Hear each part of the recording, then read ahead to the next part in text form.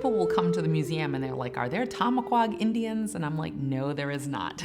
Tomaquag actually means the word beavers in the Narragansett language. Where we were originally founded, where the museum started, is known as Tomaquag Valley. It's a little hamlet inside the village of Ashaway, inside the town of Hopkinton, Rhode Island.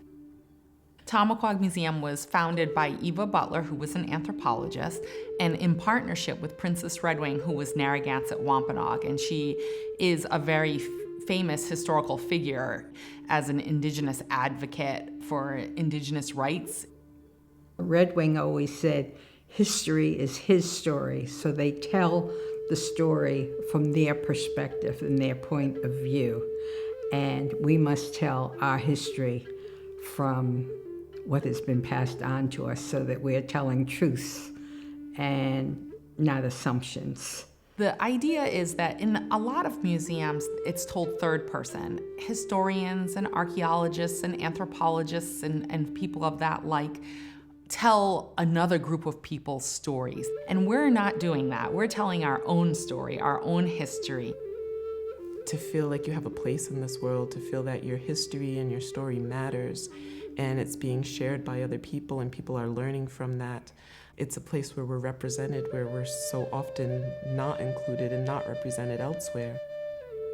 This museum, in a lot of ways, has given me a voice.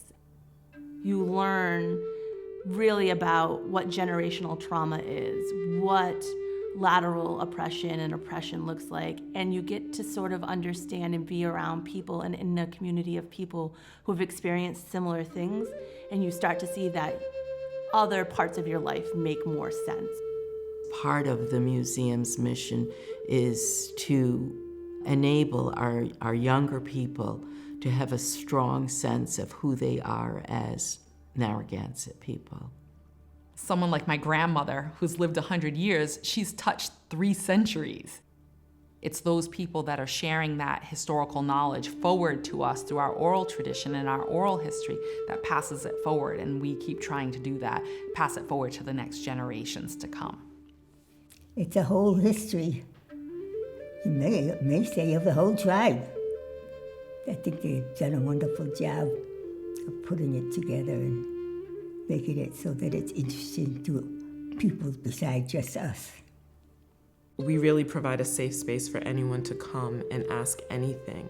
As offensive as some of the questions may be, it's okay, because unless you're willing to have those conversations and attack those stereotypes and those myths and really educate and give them truthful information, they're going to carry those thoughts and feelings on outside of here.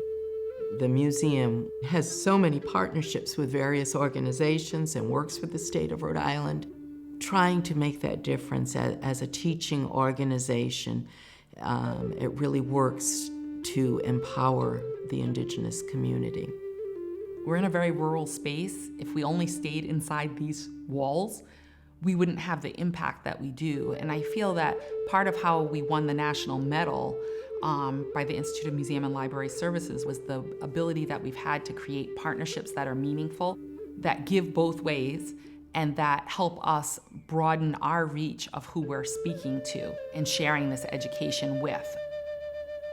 This museum is well on its way to reaching a whole nother level, to tell our story, share our history, and get people to honor and respect when we say, we are the Indigenous people. This is our home. It will always be our home. We were a tribe when people landed on these shores, and we're still a tribe.